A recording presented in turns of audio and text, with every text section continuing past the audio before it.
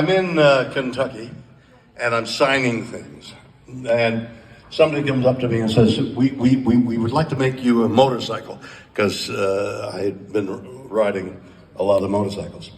And I said, you want to make me a motorcycle? That's great, okay, yeah.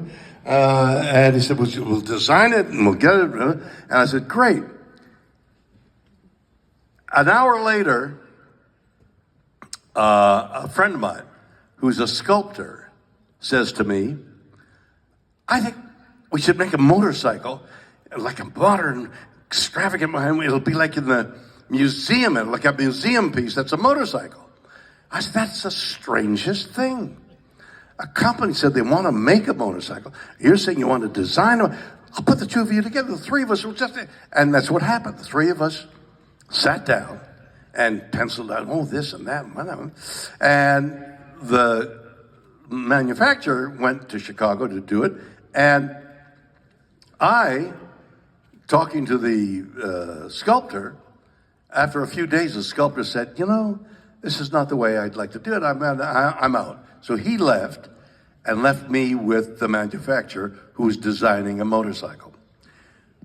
So this motorcycle became a thing, like it was a growing entity. It was like a teeny animal. It got bigger and bigger. And I kept saying, how's the motorcycle coming? Because I'm in Los Angeles. And he said, we gotta go. I said, well, we gotta go soon because, and okay, we'll go, we'll set a date, and the July, whatever it was, but it was the summer. And I finally come to Chicago to see and the motorcycle is incredible. It's right out of Star Trek. It's a Star Trek motorcycle. It's got a 500 horsepower Cadillac engine in it. It was incredible. The guys designing it was bending steel, and it was fantastic. But we hadn't had it on the road yet. They announced the date that we're leaving. We're gonna drive from Chicago to Los Angeles by way of Las Vegas. And it's in the summertime. And the press is there. We unveil the motorcycle. Nobody's ridden it yet because they're just making it. I get in the motorcycle and drift down the ramp. I've pressed the engine. The engine is a Cadillac engine. Drift down the ramp and I go to steer it. It doesn't steer. The motorcycle doesn't work. And we've got 150 press there. Big adventure, leaving Chicago and going to Los Angeles, cross country in a new science fiction motorcycle. And it doesn't work. We retire to the building. What are we going to do? We rent a motorcycle. For me, the guys who designed it and were working on the motorcycle are forced to come aboard the truck that's going to truck the motorcycle, and we're being escorted by American Legion, and we go across the country displaying this motorcycle, which we had intended to sell, copies of it. It didn't work. It never worked. It never ran. We would wheel it out. Oh, look at that nice motorcycle. Funds, you got to raise funds, and we go, and we crossed the desert in an open motorcycle, 105 degrees. And here's what my point.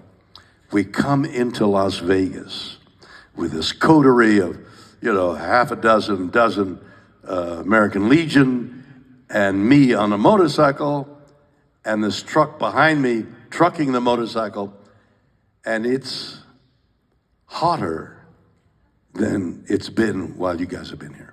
It was hot. It was so hot. How hot was it? You ride a motorcycle like this, right? So there's a tank of gasoline here. So every so often your legs and touch the metal on the tank. Seared the skin. The motorcycle metal was so hot it was untouchable. Finally, we wheel ourselves into the motorcycle Harley Davidson thing here in Los Angeles, and I get off the motorcycle, and I'm kind of dizzy from the lack of water and the heat. Walk into the cool Harley Davidson office,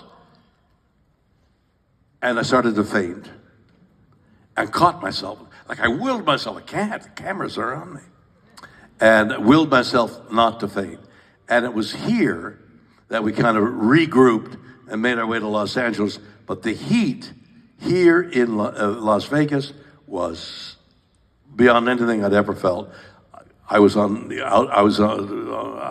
a motorcycle through all that desert. It was horrendous. So this is my first visit back from that time here in Las Vegas. And it's still hot. Okay.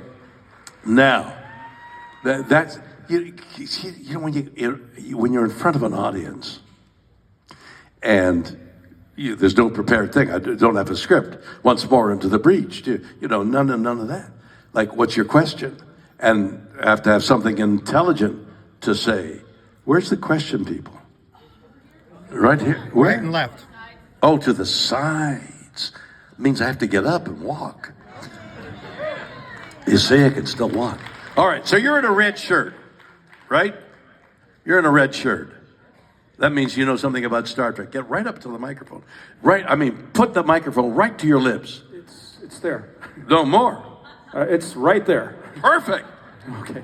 Mr. Shatner, you've talked a lot about your experience in space and how it was a life-changing kind of experience. Yes. I was wondering, after you've been in space for real... After I've been in space for real, yeah. Did you perhaps have a new or different perspective of the entire Star Trek fictional space phenomenon and your Captain Kirk fictional character? First of all, I got to tell you, I've been asked to comment on this growing group of people who think the Earth is flat.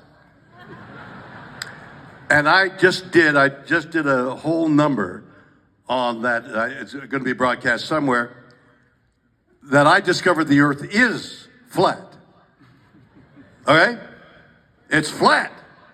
Not only that, it's not only was about whether the Earth is flat or not, they wanted to know about the sun because people are thinking it's a planet.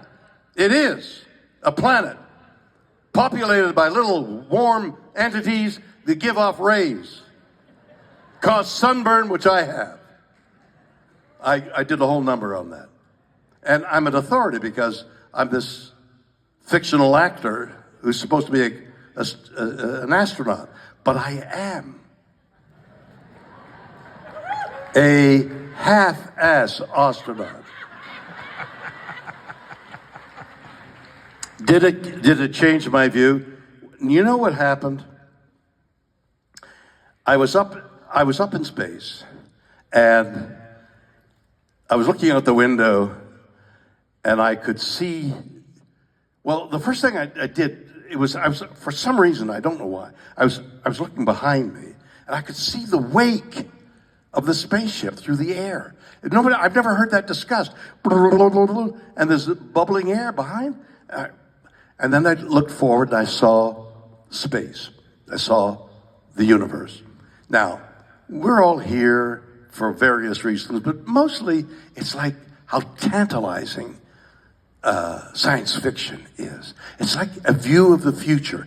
A view of the future that the youngest of you will catch a glimpse of. I won't be around to see it, but I'll be there. But the future is so extraordinary in terms of what's coming down the road in science. Like, I imagine you've read the same thing I did, where scientists have now bored a hole in a man who has some dreadful disease where he can't move his body, bored a quarter-size hole in his skull, placed a device that reaches into his brain, and electronically, by what he's thinking, can move things. That's happened. That future is here now. The future is happening right in front of us. AI and all those things are going to change the world momentarily. Not 50 years from now, just around the corner. It's happening. Not it's going to happen. Science fiction is happening now. The only problem is, and this is the result of, I read Rachel Carson's book, The Silent Spring, many years ago, and I realized, as she did and as many people did at that time, that something terrible was happening with the climate. Nobody realized then how ominous and existential it is now. So the race is between the science fiction future where mankind will be perfected, so to speak, or die in this heat, which is only going to get worse. The heat here now, 104, it's not like, oh, 104, thank God that's over. I mean, it'll be better next year. No. Each year is getting hotter. It's existential, I'm telling you. This race between the technology that will save us, make us smarter, do greater things, explore more worlds, and the fact that we won't be able to live on the planet. That's a race that's happening right now. And we're a part of it. This is an incredible moment in history. This converging lines of technology, keeping people alive. I've joined a company which wants to extend life for another 20 years. I don't know why they chose me. But I'm the face of the company. For can you eke out another 10 years without being mindless? That's all in front of us. And that's what going into space dramatized once again. I knew all that, but I didn't see it as clearly as I see it now. And so I speak about it as much as I can, that we all need to know that global warming is an incredible, dire fact. It isn't a figment of anybody's imagination or some mad scientist saying this is what's going to happen. It's happening. Okay.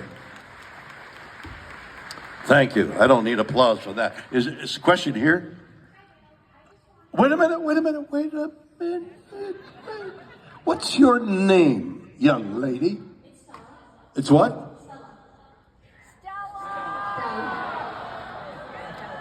Dalla? Stella. Stella by Starlight. They wrote a song for you, Stella. Do you know it? Oh, it's a beautiful song, and you're a beautiful girl. You better ask a beautiful question. All right, well, my question for you is, no one can fill your shoes as Captain Kirk, but if you had to choose, would it be Paul Wesley or Chris Pine? Oh, my God. You nasty child, you. Hey, listen. Actors migrate into a role, and since everybody is different, maybe slightly, maybe greatly, so you would go see Hamlet with different actors in it because they bring to the role what they know, what they feel, which is uniquely their experience, and everybody has their different experiences. So, both those actors bring to anything what they feel. And I mean, it's like, how do you say hello? Stella, say hello to me. No. Hello, that's jaunty, right? That's you, Stella. Hey, hi, I'm Stella. Now, Stella, you're afraid. Say hello. Hello, Bill. That sounded like the one before, Stella. Maybe.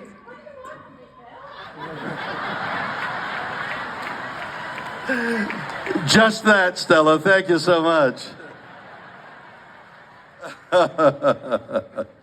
They're both wonderful actors, and they're doing a great job. And I envy their youth and promise and all that.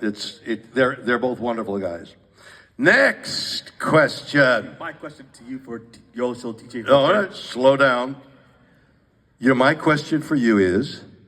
Your TJ Hooker, your show, TJ Hooker. Well, wait, a little louder, TJ Hooker. TJ Hooker. So far, my question for you is TJ Hooker. What's your biggest challenge directing Lady in Blue? What?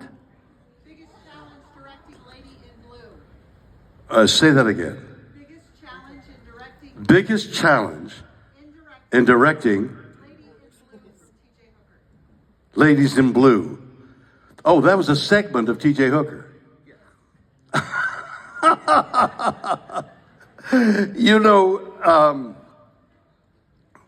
That's a bit of esoteria that I don't think I can answer because I don't remember the thing. Ladies in Blue sounds like a burlesque show. But on a grander scale, perhaps, I loved doing TJ Hooker. There were certain drawbacks, one of which was the heat of Los Angeles, running and jumping in the heat of Los Angeles. And then we would run and jump on roofs, which were painted white in Los Angeles to reflect the sunlight, which made it very hot. So we'd be running and jumping in the heat of Los Angeles, very much like the heat here, and it was onerous. But the worst thing was, who was in the show? Who? No, Heather, not Heather, one of the guys. Adrian. It was Adrian, if I remember correctly. Adrian had a fear of birds. And we were running and jumping on roofs. So he'd see a bird. There's a bird there. Yes, Adrian, we're on a roof in Los Angeles. There are birds. It was great fun. I loved the two guys, and we had a great deal of fun running and jumping. Got to know a lot of policemen, great, wonderful men who were policemen. I went to the police academy. I did the shooting. I did the thing. They even showed me a film that they educate policemen with on domestic violence, which is very dangerous for police. So I went through the academy in a somewhat of a way to acquaint me with police work, but and I directed several of them and had a great time. Does that answer your question? No, it doesn't, but I can't help that. What's your question? Hi. Nice to meet you, Bill. Thank you. I haven't met you yet. What's your name? My name is Russell. Russell? Yes. I don't want to meet you, Russell. No. Hi, Russell. So, it's been 30 years since they killed off Kirk in that series. 30 years they killed off Kirk. Falling off a bridge. Like, what is I know. I wanted trumpets and timpanis. Can you tell me exactly how you would have preferred to go so we can... I prefer to go in a geyser of flame. And drums. I want drums and trumpets. Fall off a bridge, for God's sake. Yeah. I think there was some skullduggery going on there, and I don't even want to talk about it, but they were planning the next generation at that time. And in fact, I was told that they were canceling the show I'm on because the movies we were making like $100 million. We were spending $30 million on making $100 million. The rule of thumb in making a film is it needs to gross 3 times what it costs to make a profit. So Paramount was making like $10 million on each of the movies I was in. So they said, we got to do better than that. We'll get the next generation cast, and obviously it's a popular show. And they proceeded to make $100 million as well. So we had reached a glass ceiling of what the audience that wanted to come. And it was only J.J. Abrams who was able to break that ceiling doing this massive film that was so popular and made a lot of money. And that was not quite an answer to your question, but then you rarely get an answer from me. All right, young lady. Hello. You're not Stella. I'm not Stella. Unless she ran around and... I didn't run around. no, right into the microphone. No, my name's Karen. I just have a question for you. Since you're such a legend, what is your advice for upcoming actors? For upcoming actors who want to be actors? I want to be an actor. Are you an actor? I want to be an actor. You are an actor. I have been an actor. You have been. I have been an actor. You've gotten paid? Not really. Not gotten paid yet. You're not an actor. Not really, but I don't want to be an actor. Okay, you got to get paid. I do got to get paid. You may charge him. You're charming. You got a lovely voice. I'm selling myself cheap. What? Into the microphone. First thing about acting, get into the microphone, right? Sorry, Mr. Shatner, but can you give me some advice from a legend as yourself? Don't do it. Don't do it. It's not worth it. Actors, it's great. It's if you're successful, it's really fantastic. I mean, you're in front of a lot of people, and if you can entertain them, it's a loving communion. I mean, I feel so warmly that you're there, and apparently from the reaction, we're having a nice time, and so we're having a party. So and if you're doing something that's written for you, and you're doing words that other people wrote, and you do them well, and you get a love and applause, it's great.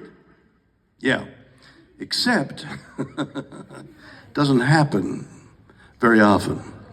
What happens most often is you try and learn to be an actor, whatever that means. And I don't think you can be taught. Yeah, I guess you could be taught to send your voice out there, but that's about it. So you have to go through the mill, so to speak, and do these roles and learn how to perform and how to use your voice and stand and walk and all that kind of thing. Being an actor and doing it is the joy. Finding the job is the pain. Wait a minute. You got to talk into the first lesson. I'm giving you a lesson now, and it's like from my heart. Speak into the mic. Yeah, that's a good lesson. No. Speak into the mic. I'm sorry, I'm blind. Oh my God! Look at the difference. You see? Make a big difference. It makes my voice boom. Yeah, it makes a big difference. I'm sorry I didn't see the mic. You have to suffer through the pain of rejection. But you know what? Tell me what? What? I was just going to say I was inspired. No. Speak into the mic. Oh, yes. Oh, yeah.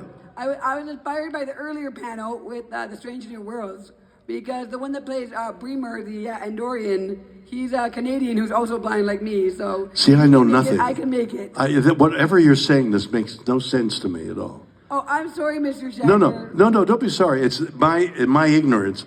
I just don't watch that. I don't even watch myself. I hate watching myself, and I'm watching the Olympics.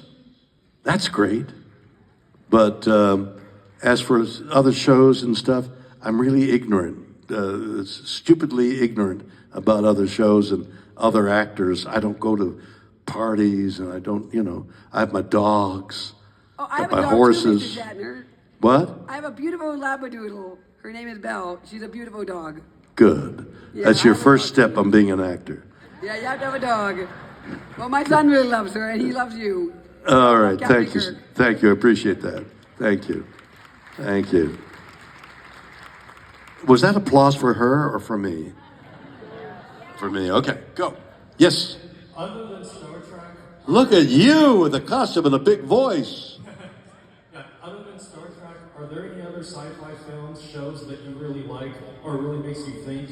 Like, for instance, Close Encounters of the Third Kind makes you think about the possibility of extraterrestrial life. Hey, I thought about extraterrestrial life, and I think that's a really interesting subject to bring up in a kind of science fiction meeting like this. You know, I've always felt that it was all these things that people see flying around. It can't be something from another galaxy or planet. It can't be. The distance, you know, the Second World War, 75 years ago, 80 years ago, everybody's forgotten about it. You know, oh yeah, the Second World War, I remember that. Everybody's forgotten major historical events in 75 years. Imagine if you're taking a vehicle from one galaxy to another, and it's 1,000 years, say, fast. 1,000 years. So you've gone through 20 years as a generation, 5, you've gone through 50 generations. Now, if we can't remember the Second World War, how are we going to remember what our original mission? Where are we going again? What are we supposed? You forget 1,000 years to get here, and that's long. That's that isn't a real time. It's many more thousands than that. But say it took 1,000 years, that would put us back to. About the time of the Magna Carta. You remember the Magna Carta? Oh, God, it was wonderful. We've forgotten everything. So my thought is, there's this guy saying, hey, George, where are we going? I don't know. Turn left. I mean, it's ridiculous. So I always thought that these things that people are seeing, the word is doggone it. I wrote a song on it. The word means, and maybe some of you can think of it, it's a illusion. You're like, if you're in the desert and you see water, an oasis. What? No. Mirage I knew. The other word is... Mass hysteria? No. Morgana, what is it? What's the first part of it? What's the first Morgana? Jeez, that sounds hard. That's kind of cruel. Like, watch that guy. Lots of Morgana. It means it's an illusion based on, for example, when whales sing their songs, it can be heard thousands of miles through the water. And that's because it's bouncing off of the layers, different temperature layers in the ocean. Same thing applies to the air, that we bounce signals off layers of heated air or cold air, and that something could be happening there, and by the process, and I'm not sure what the process is, that image there bounces off there and can be seen there. And that's what a mirage is. It's an illusion. And I always thought that these things were illusions, that they were, I mean, we know that in Phoenix, they sent lanterns with a candle in it that floated up. And oh my God, look, there's a UFO. It isn't a UFO. Until recently. And now there are strange things happening that we didn't know about before. And that is, they're appearing on radar. They're appearing on cameras in an airplane. Pilots see them. People from the ground see them. You can't deny that something is out there. Is it from another galaxy? I read an article just recently about vehicles that they've found on the ground that they're back engineering to see what, and there's a suspicion that some of the latest models of weapons that America has is based on whatever you call that, reverse engineering. And this whole thing about, that I was talking about before, about science and its appeal and its energy and its possibility. There are things happening that we only speculate, and we call people, they're nuts. Apparently, the people in the Air Force are reluctant to talk about things they've said and done, that they've seen and done, and had interchange with, because they're laughed at. I think that laughter is beginning to subside, and we're taking more seriously that something is out there. I doubt that it's from another planet. It may be weapons, it may be, I don't know. But what I was at one time scoffing at, I no longer scoff at it because of what we're hearing and seeing. Okay, all right. You're in purple. You're in purple. I'm in purple. Yes, what is that purple? It's a purple Star Trek outfit. Oh, it's a purple Star Trek You outfit. saw this a little while ago. We took a picture with you. Oh, that's right. Right before the baby that might not have been alive. Remember Okay. that? Oh, you're a smart aleck, aren't you? What do you want to ask me? You may have answered this already, No, but no, I'm a going to answer little louder, little you- louder and slowly. You may have answered this already. Well, then I'll answer it again. Okay, because I'm going to ask it anyway. Stubborn ladies, aren't they? Go ahead. Have you met Ethan Peck? And after you met, if you did, what was the first thing you said to each other? To whom? Ethan Peck, the new Spock. The new who? The new Spock. Gregory Peck's grandson. Babyface Spock. Oh, see, I know nothing. I'm totally, ask me a question about Star Trek. I'm more ignorant about it than anybody here. You should ask her. You know the vetting process of casting these actors and actresses in this wonderful vehicle called Star Trek is very careful. I mean, people they don't just get the job. There's a lot of auditioning and a lot of discourse among the people doing the hiring as to whether this person is right for it. So he's wonderful. His dad was equally wonderful, but I don't know anything but the general ideas about casting. For me, for example, as being Captain Kirk, I was active on stage and in movies and in live television. And my guess is they saw me performing out of New York and called me, actually, a direct telephone call from Gene Roddenberry, saying they had made a pilot of this thing called Star Trek, and it hadn't sold, but NBC said something that I've never heard before and never heard since.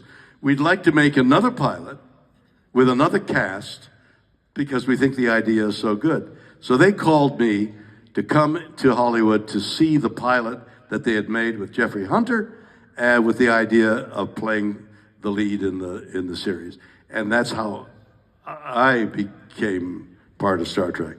But other people, Jimmy Doohan came down from Canada. I mean, it's an arduous process for everybody, but especially for the actors who are waiting for this job.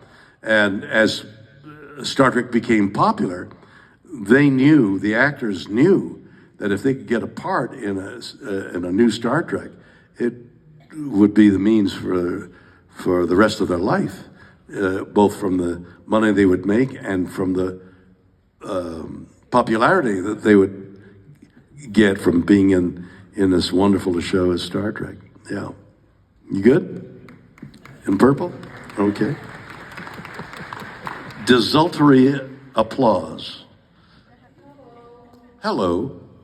My name's Alex, and I basically grew up on Star Trek with my mom and my dad. Your mom and your dad and you watch Star Trek. Which Star Trek? Your Star Trek? My Star Trek. She watched my Star Trek. I feel renewed. But yeah. No, but yeah. But yeah, okay. Mm-hmm. Yeah, okay. No, yeah, okay. No. My question is. Oh, thank God. My question is, what was it like working with Leonard Nimoy? Oh, Leonard Nimoy. And you pronounced the name correctly. Nimoy. I wrote a book called Leonard and expressed my devotion to him. Leonard and I had a great working relationship in the first couple of years. But then as time went on, especially doing Comic-Cons like this, where we would appear on stage together at times, or more intimately, we'd be in a car together going someplace like this. We had time to talk, and as against, it's pretty casual. It's pretty, not much in terms of emotion takes place when you're filming a series, for example. When you're so busy, there isn't time for any interpersonal relationship, or not as much time as you would like. So during the series, we certainly were together a lot, but it was after the series was over, when it became popular again, that Leonard and I began a deep friendship where we called each other, he was my brother. I have two sisters, and he was my brother. He felt like my brother. We were on the same level, so it didn't, there was no jealousy about money or position. It was just two guys working together and able to talk to each other, because sort of miraculously, Leonard and I had much the same background. He was born in Boston 4 days after I was born in Montreal, and same family background and same becoming an actor and how difficult it was, and failures and successes and children and divorce and death. I mean, it happened all over. It was just remarkable. And something I've never said, actually, I got married to a most beautiful, wonderful lady named Noreen. And what I knew is that Noreen drank, but but it turned out she was an alcoholic. She was an addict. I didn't know that. And Leonard pointed it out, because he too had been, or was, I guess the term is, a recovering alcoholic. And so he educated me on he says, you understand, you've married. And I thought, well, my love will take care of that. I mean, I've calmed horses that were bad, dogs that were bad, by love, by pouring love into these vessels. You can change them. And it didn't strike me that the passion that I felt for Noreen and she for me would cure everything. Well, it didn't. That's the power addiction has. And he was with me all through that terrible time I went through. Just one example of how we interacted. So I thought of him as my best friend long after we were finished filming together. And he was my brother, and I'd like to think that I was his, although he had a brother.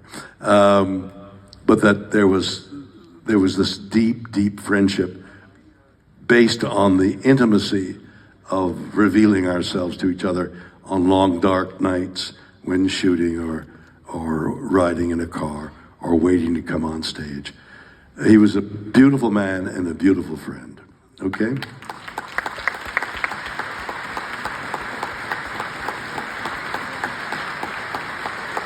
Yes, my dear. My My name's Alexander. Alexander. I'm a big fan of you. I used your "Go Boldly" quote for my middle school. Wait a minute, you're a big fan? You could say that again. Yeah. And I've like used your "Go Boldly" quote at my middle school graduation. Boldly Go? Yeah. The book that's for sale at the thing there? Yeah. Josh Brandon? Yeah. Well, I was wondering, is after everything you've done, going to space and all the acting you've done, what's next for you, or what do you want to do next? I'm gonna die! The next thing is dying! No. Yes! Stop Not it. now. Not now. Not tomorrow. But maybe the day after tomorrow. What's next? Well, let me tell you what's next. First of all, I've got a very popular show on the air called The Unexplained. Okay? They've ordered so many shows that nobody's ever heard of the quantity of shows they've ordered. Nobody's ever heard of that number before. So they like the show is popular, and I do it. I just finished narrating 10 shows the other day, and so it's a very healthy, happy show. I had an album called You Can Call Me Bill is out there, but the next one went number 5, I think, on Billboard. Where Will the Animals Sleep? Based on the intertwining of animals, really weird things that made great songs, and that did very well. And so I'm working on another album, probably called The Things I Love, and it's all about things that I love. Then I did a performance at Kennedy Center on songs that I and Rob Chernow and Dan Miller wrote, and the Kennedy Center Orchestra, 70 pieces, and I was in front singing that performance, half a dozen, 7 songs. The weirdest thing happened. 70-piece orchestra, a 70-piece orchestra. You know, when you have a little band, 5, 6 pieces, the drums get in the way because they're so loud. So there's a lot of adjusting going on because you got to hear what you got to hear.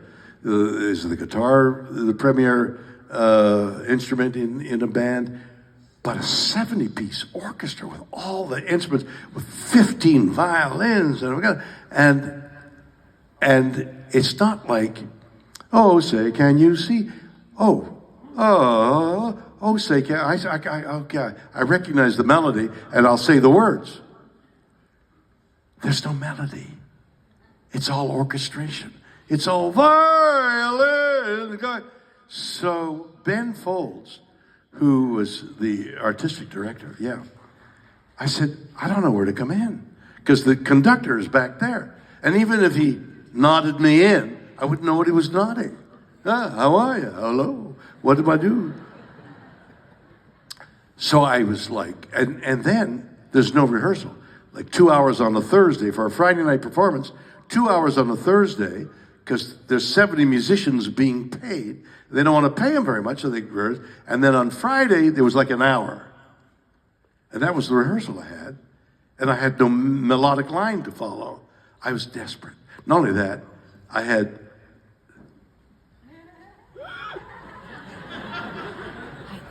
What are you saying?